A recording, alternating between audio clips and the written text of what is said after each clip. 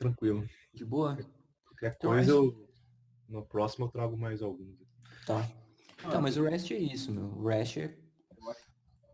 Você passa o número indefinido aqui de argumentos. Geralmente você faz alguma operação sobre uma coleção mesmo.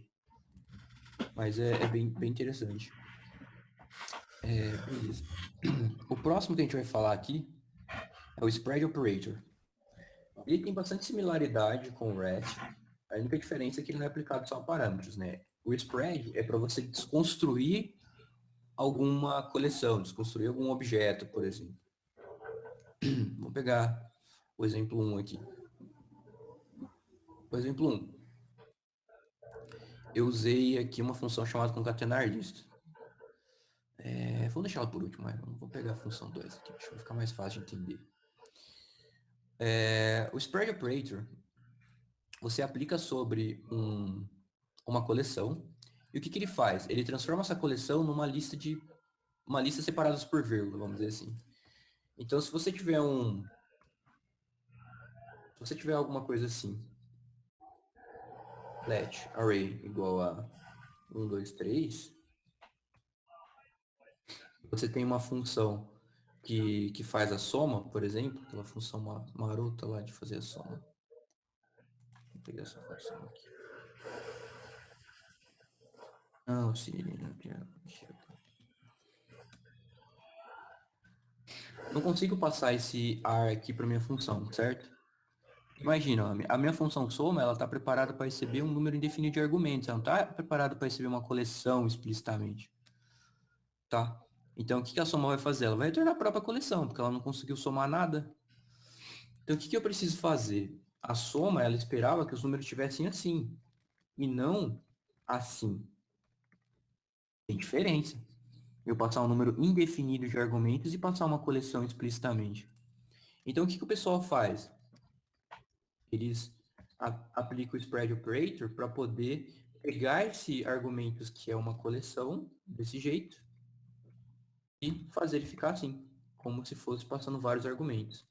Então, agora, se eu chamar a função passando args assim, deixa eu ver, ar, né, no caso. Aí ela funciona. Vocês viram a diferença? Em vez de eu Bom, passar ela assim, ó, eu tive que passar ela assim. legal. Bem útil isso aí. Sim. Por exemplo, quando você vai copiar arrays, eles falam que essa é uma maneira bem interessante. Porque como você cria arrays em JavaScript, né? Você cria um array, vou criar um array X aqui. Ele simplesmente abre colchetes, digita aqui seus parâmetros, seus argumentos, né? Ah, melhor, não pode nem chamar de argumento porque não é função. Você digita aqui os valores da sua coleção, dentro de esses square brackets aqui, dos colchetes, dentro. Pô, já era, já criei aqui a minha coleção. Agora, se eu quiser uma cópia dessa coleção, a princípio você pode pensar que você teria que fazer assim, né? Agora, ry é isso aqui e rx é isso aqui. Mas se eu pegar rx da posição 0, agora ele é 10, com rx assim, e eu fico com ry assim também, porque na realidade eu não copiei o valor, eu copiei a referência. Então você fala, então beleza, então quando você faz isso aqui em JavaScript, você não copia os valores, você copia a referência. Fala, mas como é que eu vou copiar então os valores desse array X para esse array Y, de forma que eles fiquem realmente independentes, né? Bem, você pode criar um array Y baseado nos valores do array X, que é esse exemplo que eu coloquei aqui. Então vamos criar agora um let array Z, que ele vai ser uma cópia do X. Então a gente vai lá e usa o spread operator, array X, ou seja, pegue todos os valores de X, coloquem aqui, inline, e devolva para mim uma coleção. A partir de agora, o Z ele é independente do X. Então, se eu for lá e falar array X, posição 0, ele vai receber 9999. Esse é meu array X. E meu array Z continua 1056, como era o valor anterior. Porque eu realmente copiei os valores dele. Então, esse spread operator é extremamente útil para fazer cópia também de arrays, que foi esse exemplo aqui de cima. É legal. É bem bacana, cara. Eu não tinha visto não. Outro exemplo que os caras falam é como que você concatena arrays. Não vou nem olhar o exemplo aqui, né? Vamos imaginar como ficaria mesmo. Ó. Dá um clear aqui. Eu uso mais isso aqui como guia mesmo. Então, vamos lá, vamos imaginar que a gente tem um let array A. 1, 2, 3 de novo. Tem um let array B igual a 4, 5, 6, sequência. Como é que eu concateno esse A e B de forma que fique um array dessa forma aqui, ó? Como é que eu retorno isso? Então vamos imaginar, eu quero um array C. Se eu sei que quando eu faço spread, ele pega um array e tira aqueles brackets dele do começo e do final, né? Ele tira aqueles colchetes, ou seja, ele transforma como se fosse uma lista mesmo separada por vírgula. Se eu fizer isso aqui, ó, array A e array B, será que funciona? Funciona.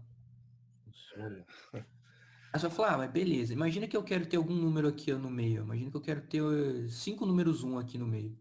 Ah, tranquilo, cara, você vai lá, faz um array D aqui, pá.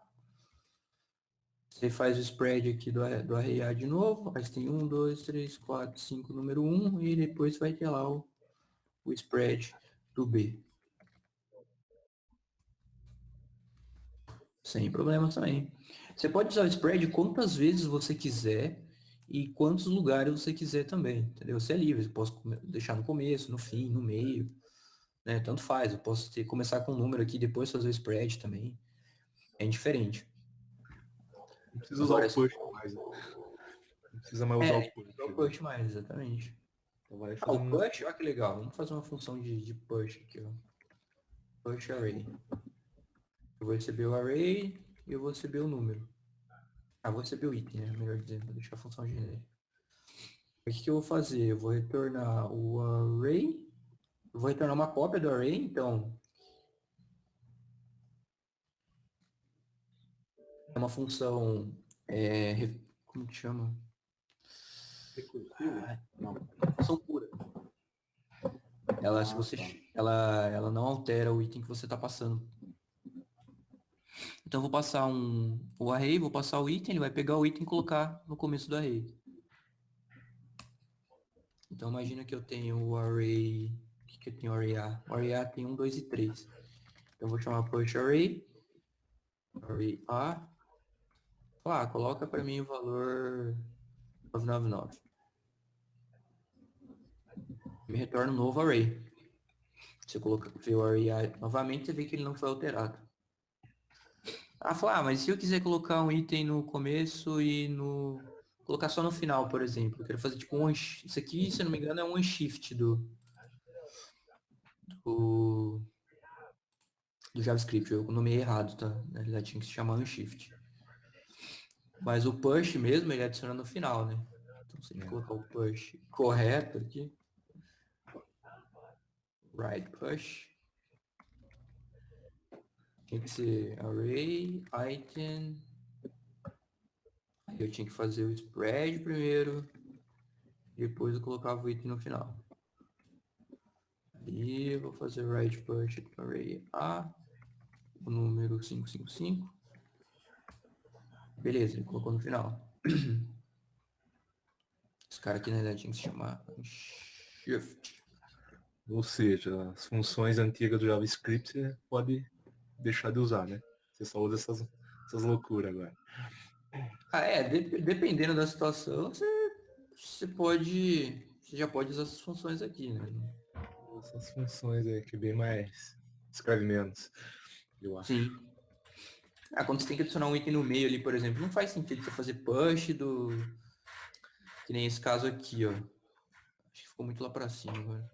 Que às vezes, quando você tinha que adicionar alguma coisa em algum array, você tem que fazer um for também, né? Letra. Sim. Ó, imagina fazer isso aqui, ó. Você teria que adicionar todos os elementos do A, depois tinha que fazer 5 pushes seguidos de um, e depois tinha que fazer o push de todos os elementos do B. Então, é Talvez isso aí. até tenha um Edge Collection aqui, mas de qualquer forma Esses 5 aqui você teria que adicionar manualmente. Fica muito mais prático para visualizar e também para escrever. Isso aqui dá para ser usado de uma maneira bem legal do lado esquerdo. A gente está sempre usando do lado direito, né? Mas eu consigo usar isso aqui do lado esquerdo também. E aí que as coisas começam a ficar interessantes. Vamos limpar aqui o console. Imagina que você quer uma função, ela te retorne a cabeça da lista e o resto. Isso é bem comum, assim, principalmente em Prolog, a galera chamar de head tail. Chama de head tail também, eu acho que fica mais claro. Head e tail. Se eu colocar head, é igual a 1. Se eu colocar tail, é igual a 2, 3, 4, 5. Então, não só eu consigo colocar ele do lado direito, como eu consigo colocar ele do lado esquerdo para ele conseguir identificar quais são os valores atribuídos. Então, por exemplo, eu falei que o que eu estou recebendo aqui é uma variável chamada head, que vai equivaler ao primeiro item da lista. Em seguida, eu vou receber um número indefinido de números aqui, que é uma coleção, mas como você sabe, é uma coleção que não tem os brackets, ou seja, ela é simplesmente separada por vírgula, e uma quantidade limitada. Então ele identifica aqui que a coleção corresponde a esse trecho aqui. E ele consegue para mim retornar essa coleção aqui embaixo, como 2, 3, 4, 5. Outro recurso bem legal, eles chamam de destructuring em JavaScript, usando esse spread operator. Isso é bom também. Dá pra brincar bastante. Sim. Tail. Voltar. E só o tail. O Oi? último, você pegou só o primeiro e dava pra pegar o último só também? Dava, né? É só separar lá. Pegar só o Head, último. você pegou só o head, que é a cabeça do negócio. Cadê o Ah, exemplo? entendi. Dá pra fazer sim. Dá pra você começar. Em Haskell também isso chama, se não me engano, init. Você pode fazer isso aqui, né? Você pode falar que você quer o init e você quer no final o last. É isso aqui? Primeiro e o último elemento. Né? Muda o nome também, né? Cabeça, cauda, início, fim, né? Mesma coisa, Sim. né? Não dá não. O rest tem que ser sempre o último elemento. Imaginei que dava. Mas faz sentido, né? Porque ele não sabe quantos parâmetros vão vir aqui, então. Por padrão, você tem que colocar esse cara sempre no final. Então, um erro aqui, ó. Rest element must be the last element in the array. Não pode, né? Beleza. Né? Então, mesmo se eu tentasse fazer isso aqui, ó, colocasse x init, mesmo assim, acho que não ia tá funcionar. pensando, Realmente tem que ser o último. tá pensando em algo assim, meu. Você consegue fazer isso aqui do lado direito, mas do lado esquerdo não. Porque do lado esquerdo ele tem que desestruturar esse objeto, fazer o destructuring, ou seja, extrair desse objeto as informações que faz match com isso aqui, ó. Com esse padrão que você definiu à esquerda. Beleza. Nesse caso não é possível. Só ver se eu perdi alguma coisa aqui, não vendo os exemplos. Eu mostrei para vocês como copiar arrays, como concatenar arrays. Vou mostrar como concatenar lista. Concatenar lista. Tá retornando defined? Realmente tá retornando defined.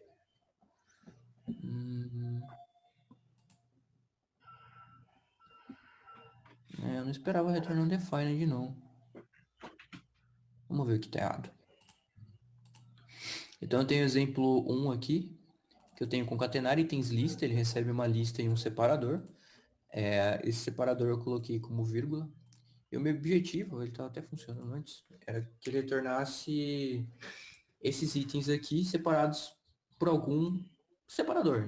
Por padrão ele é vírgula, mas você pode especificar como pipe ou qualquer outro tipo de separador que for do seu interesse. Então eu pego o primeiro item, eu pego o resto da lista com o spread operator, extraio isso aqui da lista, Uma vez que eu tenho esse cara, eu verifico se o resto da lista for maior que zero, eu retorno um item, o separador e mais a chamada recursiva dessa função. Eu tô curioso pra saber se esse negócio realmente não funciona ou se é algum pau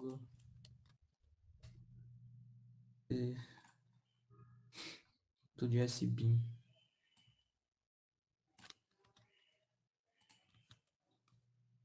É, realmente. Ah, já sei. Faltou o ponto. Nossa. Quer ver? Ah lá. Putz, não acredito. Não sei se vocês perceberam, mas eu incorri aqui num problema do JavaScript, que é quando você deixa ele identificar onde estão os pontos e vírgula para você. Nem percebi. Eu tentei deixar assim, ó. Até mostrar para vocês, ó. Como que pode acontecer esses erros sem você saber, né? Eu deixei assim. Falei, fica mais bonito, né? Eu coloco o return aqui, eu coloco um item por linha. Lá realmente, visualmente bonito. Mas eu não coloquei ponto e vírgula. Eu não tenho Certo. costume de colocar ponto e vírgula. O que o JavaScript interpretou? Aí acabava tudo.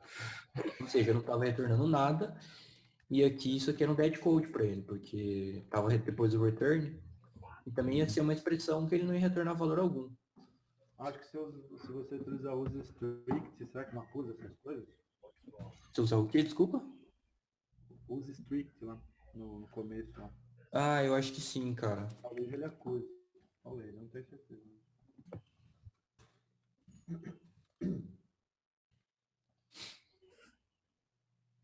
Deixa eu tirar aqui. Aqui não dá. Deixa eu ver se ele dá algum warning aqui.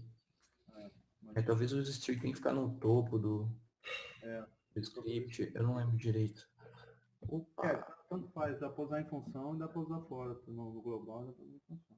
Né? Tá. Não, é bom saber também. Eu uso pouco, cara, uso strict. É bom, viu? É bom. Quer dizer, depende.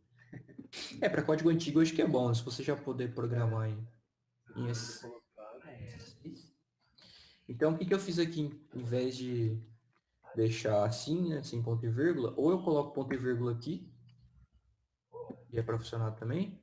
Deixa eu ver. Não, não é para funcionar, porque ele ainda encara que esse cara aqui está inserindo vírgula. Então, o único jeito de fazer esse negócio funcionar, eu vim aqui e falar que essa linha aqui, ela retorna o item e ele tem o mais. Quando ele vê que tem o mais, ele sabe que a linha não acabou, então ele vai continuar olhando as próximas linhas até ele achar o fim de expressão. Oi? Ao invés de... É que você está somando, né? O que é essa concatenação que você está somando? É concatenação de string aqui. Tá, mas não dá para usar literal? Literais aí? Dá para usar template literal. É que ia apresentar ele só lá embaixo. Mas boa, vamos usar template literal aqui. Ó. Desculpa. Eu achei que... É boa. Você vai falar aqui. Depois você fala. Aqui já. Já é um spoiler já. Então a gente coloca assim, coloca o separador. E aqui a gente já coloca a chamada da função também. Porque os templates literais são feras e eles conseguem calcular expressões dentro deles. Opa! Fica bonito também. Fica bonito também. Mas o que é importante desse exemplo aqui, né? Que a gente quer focar aqui no spread. O spread ele foi aplicado nessa linha. Tá? Então aqui é um exemplo de aplicando o spread à esquerda, onde ele reconhece o padrão da lista. Ou seja, eu consegui identificar que o primeiro item aqui, ele vai extrair para essa variável item, e o resto da lista ele vai extrair para uma coleção chamada resto lista. Então é uma maneira bem prática de você pegar a cabeça e o final da lista. Aí eu opero sobre o primeiro item da lista e depois eu coloco o separador e eu chamo recursivamente essa função. A única verificação que eu faço é se tem alguma coisa nesse resto da lista, porque se eu tiver no último elemento, eu não preciso colocar o separador aqui. Ó. O último elemento aqui, ó, no caso o C, ou no caso o 4, eu não preciso colocar o separador à direita. E muito menos chamar a função recursivamente novamente, porque eu não tenho nada nesse resto de lista. Então é a minha condição de parada aqui da função recursiva. Eu preciso sempre ter isso. Oi. Se separar cada item numa linha, aí o que acontece? Eu não lembro se ele pula a linha, o que ele faz. Ele pula a linha. Ah, tá. Ele pula a linha, porque é multiline string também, né? Ah, sim. É Mesmo se bem... você alinhar ali. Ah, tá. É verdade. Nesse caso ele vai ficar meio zoneado, mas é bem útil você ter isso aqui em multiline também. Né? Então, beleza. E aí, tranquilo? Alguma dúvida aí, gente? Boa. É só Boa, né? treinar. Esse Conrado tem um novo aí. Novo não, né? De vez em quando ele aparece, o Conrado.